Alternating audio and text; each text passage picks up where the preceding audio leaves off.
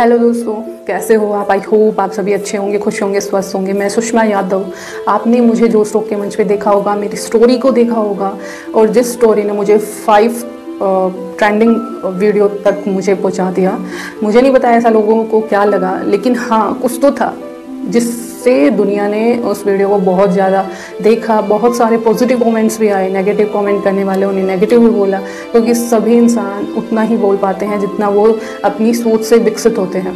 तो आज मैं उन सभी बहनों के लिए कुछ अपनी स्टोरी का वो हिस्सा लेके आई हूँ जो बहन किसी भी बुरी परिस्थिति में होती है और वो उसी चीज़ को सोच के वहीं तक सीमित रह जाती है कि 4 लोग क्या कहेंगे, सोसाइटी क्या कहेगी, हमारे कभी पेरेंट्स को कोई कुछ गलत ना बोल दे, या फिर हम पे तो कुछ कलंक लग जाएगा, या फिर कुछ भी ऐसा नेगेटिव चीज़ें सोचती हैं। लड़कियों की खासकर होती हैं, वो अपने से पहले और सभी की सोच लेती हैं, लेकिन कभी अपनी नहीं सोचती। अपनी सेल्फ रिस्पेक्ट को वो बिल्कुल ही जीरो कर लेती। आज उन्हीं बहनों के लिए मैं अपनी स्टोरी का कुछ पार्ट लेके आई हूँ, और आई होप आप सभी को इस चीज़ से हिम्मत मिलेगी, प्रेरणा मिलेगी, ताकि आप भी कुछ आगे कर पाएँ।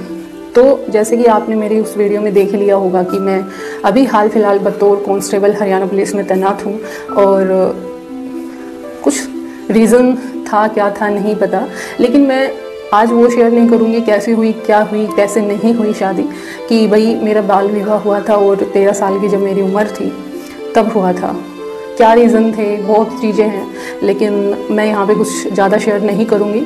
एक मोटिवेशन के पर्पज़ से मैं यहाँ पे अपनी बातों को रखूँगी कि कैसे मैंने, जो लड़की पढ़ाई में बिल्कुल ही एवरेज थी, कैसे वो 7 टॉप करती है, कैसे वो आगे 12th कॉमर्स टॉपर होती है, कैसे वो आज बतौर कांस्टेबल हरियाणा पुलिस में तैनात है, कैसे मैंने अपनी लाइफ में इतना सब कुछ स्ट्रगल किया, जिसमें कि बहुत सारी चीज़ें हुई।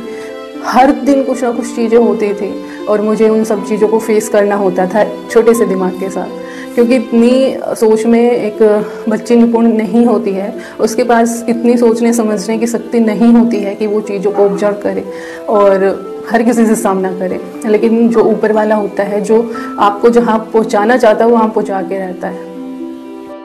एक सीरियल आता था माता की चौकी, जिसमें वो माता के ऊपर बहुत ज़्यादा बिलीव करती थी। उसमें उसको दुख भी मिलते थे, लेकिन माता रानी उसको हमेशा सेफली बचा लेती थी, हमेशा उसका अच्छा करती थी एंड में।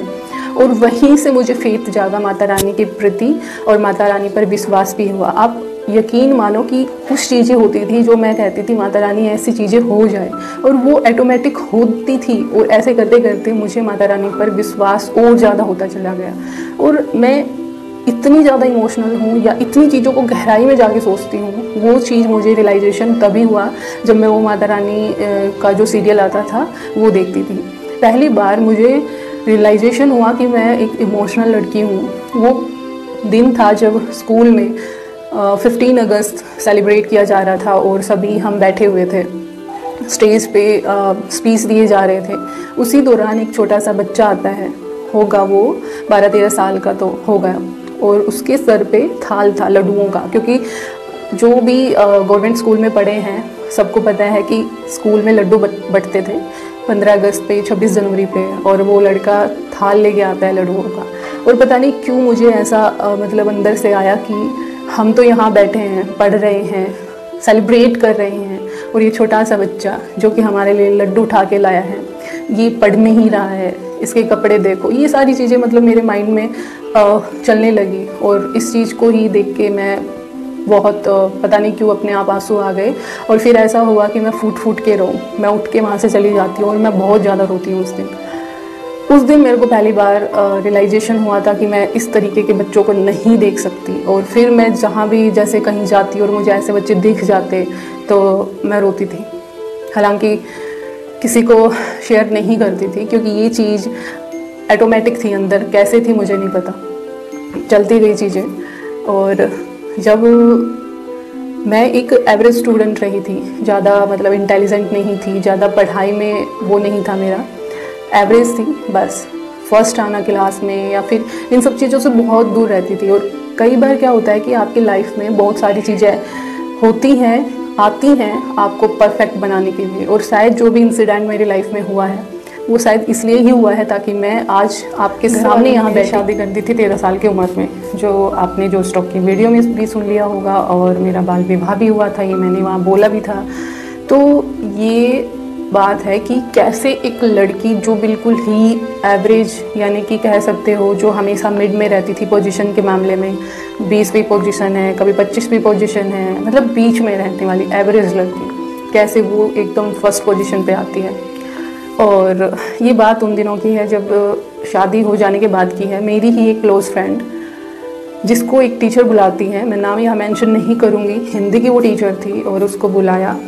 जब बुलाया तो हम दोनों साथ में गए थे, और मैं उससे कहती हूँ, क्योंकि उस टाइम पे मैं है ना किसी से बातें बहुत कम करने लगी थी, मैं बातें नहीं करती थी किसी से, और एक हेजिटेशंस था, मैं किसी के सामने नहीं जाती थी। हमारी कोई भी टीचर हुआ, उनके कभी भी सामने नहीं जाती थी, मुझे मतलब खुद में शर्म सी आती थी, गिल्टी सा फील होता था। तो वो चली जाती है, मैं बाहर खड़ी रहती हूँ, और मैडम को मैं दिख नहीं रही होती हूँ, तो मैडम कहती है कि भाई पढ़ लो भाई, सुषमा की तो अभी शादी हो गई है, वो तो अब पढ़ेगी नहीं, क्योंकि उसे तो चूल्हा चाकर संभालना है।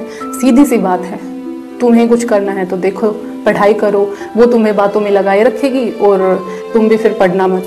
चूल्हा ही चाकर थोड़ी ना करना है तुम्हें आगे बढ़ना है, तुम्हें बहुत कुछ करना है।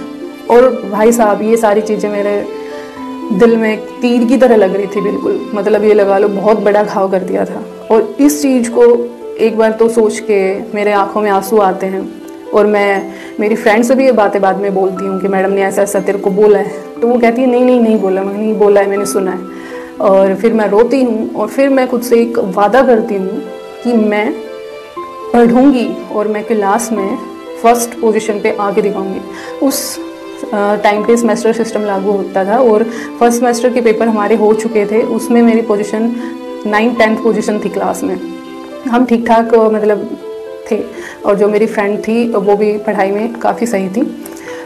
तो फिर मैंने खुद से एक प्रॉमिस कर लिया था कि मैं पढ़ूंगी, मेहनत करूंगी, चाहे मुझे उस पोजीशन से उठ के फर्स्ट पोजीशन तक आने के लिए कितनी भी मेहनत क्यों नहीं करना पड़े। और फिर जब मैं अपने नंबरों को, जो लड़की फर्स्ट आई थी उनके नंबरों को कैलकुलेट करती और सोचती यार कैसे होगा, ये तो इम्पॉसिबल सा है,